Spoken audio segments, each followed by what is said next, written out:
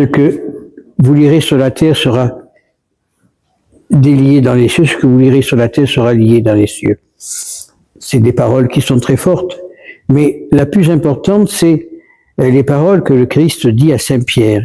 Tu es Pierre, et sur cette pierre, je bâtirai mon église. Alors, on a fait toute une image d'Épinal, comme on dit en France, où on dit que c'est sur la tombe de Pierre qu'est bâtie l'église. C'est faux et archi faux. C'est pas sur la tombe de Pierre qu'est bâtie l'église, c'est sur la foi de Pierre. Et d'ailleurs, saint Augustin le dit à un moment donné, et Cyprien surtout, saint Cyprien dit à l'évêque de Rome, occupe-toi de ton église avant de t'occuper des autres. Hein? C'est sur la foi de Pierre qu'est bâtie l'église. Et le Christ le dit, pour être sauvé, il faut croire en lui, donc qu'il est le Fils de Dieu. Pour être sauvé, il faut être baptisé. Et si on veut être sauvé, il faut vraiment vivre l'absolu de l'appel de Dieu. Par le baptême, nous serons sauvés. Hors de là, il n'y a pas de salut. Quand le Christ a dit à Pierre, Pierre, pour toi, qui suis-je? Et bien Pierre, il lui répond, mais tu es le Christ, le Fils du Dieu vivant. Et la réponse de Pierre, sur cette réponse-là, est bâtie l'Église. L'Église n'est pas bâtie sur un tombeau. Alors, parce que quand on connaît l'histoire de l'Église, jusqu'au 8e siècle, nous sommes allés en pèlerinage sur la tombe de Saint Pierre à Antioche. De fait, dans l'Évangile, il est bien dit, pas l'Évangile, dans les Épîtres, il est bien dit que Saint Pierre a été envoyé à Antioche et c'est de là qu'a été fondée la première communauté chrétienne. C'est de là qu'ils ont pris le nom de Christ. Saint Pierre, qu'il soit allé à Rome ou pas à Rome, ça ne change rien au problème. C'est sur cette foi, sur les paroles du Christ que nous sommes sauvés. Tu es le Christ, le Fils de Dieu vivant. Et tant qu'on n'aura pas admis cela, tout ira mal. Quand on voit qu'on est en train de faire un temps de bouleversement dans l'Église, parce qu'on a oublié la foi, parce qu'on a perdu complètement le sens profond de la foi, on cherche à plaire à l'humanité, on cherche à plaire à l'homme. C'est comme ça que, au cours des siècles, il s'est passé des catastrophes, parce que un évêque qui se croyait supérieur à l'autre, alors l'autre il envoie l'armée pour le tuer, et ça a été des guerres stupides entre chrétiens qui ont fait que le christianisme est parti. Comme je dis hier et comme je le dis encore tout à l'heure à l'abbé, aujourd'hui, il y a une chose qui compte, c'est Internet et toutes ces boutiques-là. À quoi ça sert?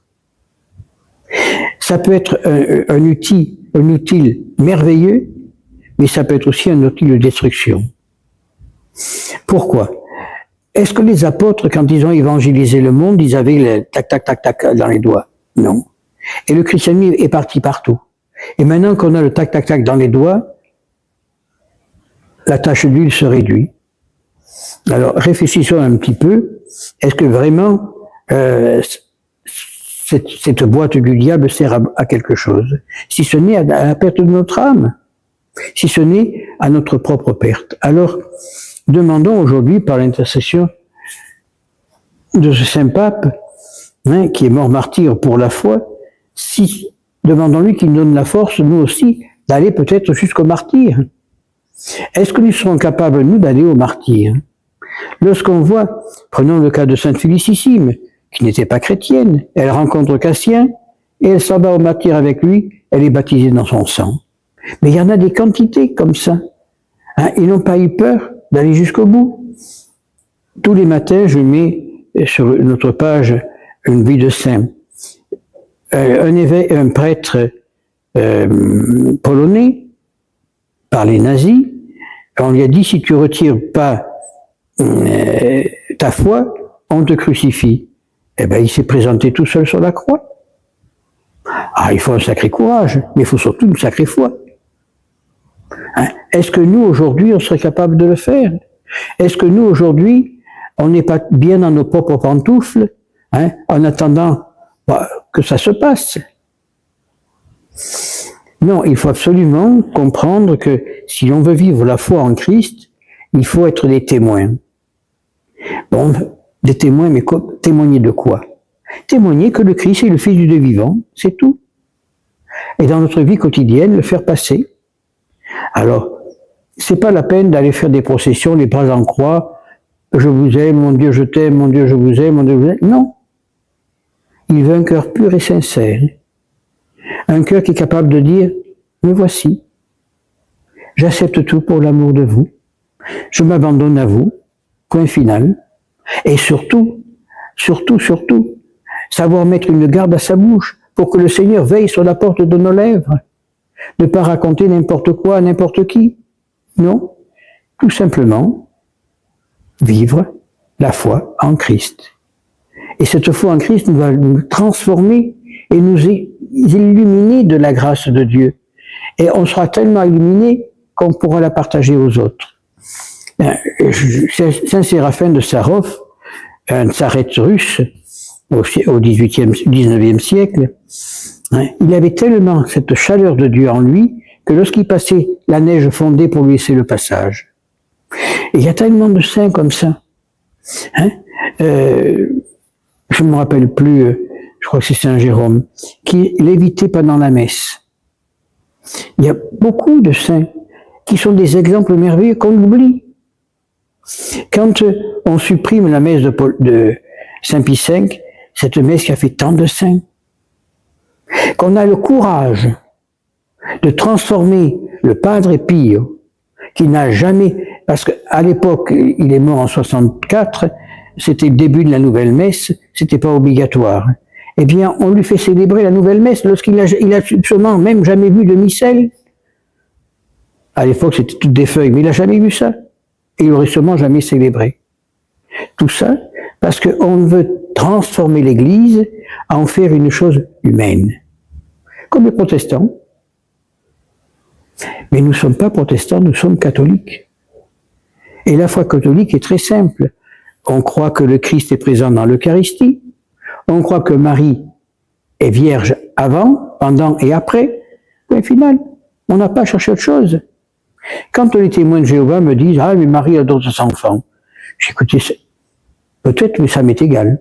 Ça me regarde. Ce qui me regarde, c'est qu'elle a donné le Fils de Dieu, Jésus. Hein.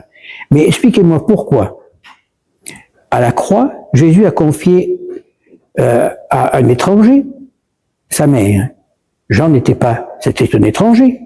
C'était pas de la famille de Jésus. Il a confié Marie à sa mère, à Jésus, à Joseph, à Jean, pardon, je suis un peu fatigué, donc confus. Mais s'il avait eu des frères et sœurs, c'est les frères et sœurs qui auraient pris Marie chez elle, ou chez eux. Non, il a confié à Jean. Donc tout ce que vous pouvez raconter, c'est faux. Il ne savent plus quoi dire. Il ne savent plus quoi répondre après.